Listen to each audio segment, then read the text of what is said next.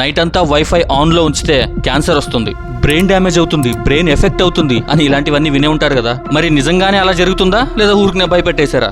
చూద్దాం. అసలు ఈ వైఫై ఎప్పుడే కానీ నాన్ అయోనైజింగ్ రేడియో ఫ్రీక్వెన్సీని యూజ్ చేస్తుంది. ఇది సిటీ స్కాన్, ఎక్స్రేస్ కన్నా చాలా వీక్ గా ఉంటుంది.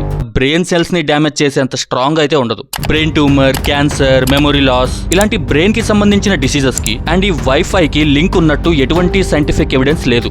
అలాగే ఈ వైఫై సిగ్నల్స్ వల్ల ప్రెగ్నెంట్ ఉమెన్ కి గానీ, కడుపులో ఉన్న బిడ్డ ఎదుగుదలకి కానీ రిస్క్ ఉన్నట్టు ఎటువంటి ప్రూఫ్ లేదు. అలాగే చెవి వినపడలేని వాళ్ళు మిషన్ వాడతారు కదా, and heart patients pacemaker లాంటి ఎలక్ట్రానిక్ డివైజెస్ యూజ్ చేస్తారు కదా. మరి వాటి ఫంక్షన్ కి ఈ వైఫై సిగ్నల్స్ ఏమైనా ఇంటరప్ట్ చేస్తాయా అంటే లేదు.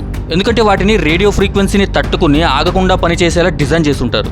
సో ఎన్ని రకాలుగా చూసినా ఈ వైఫై వల్ల మనిషికి ఎటువంటి హాని ఉండదు. ఈ క్యాన్సర్, బ్రెయిన్ ట్యూమర్ లాంటివి అసలు రావు. రాత్రంతా ఆన్లో ఉన్నా ఏం పర్లేదు, ధైర్యంగా ఉండొచ్చు.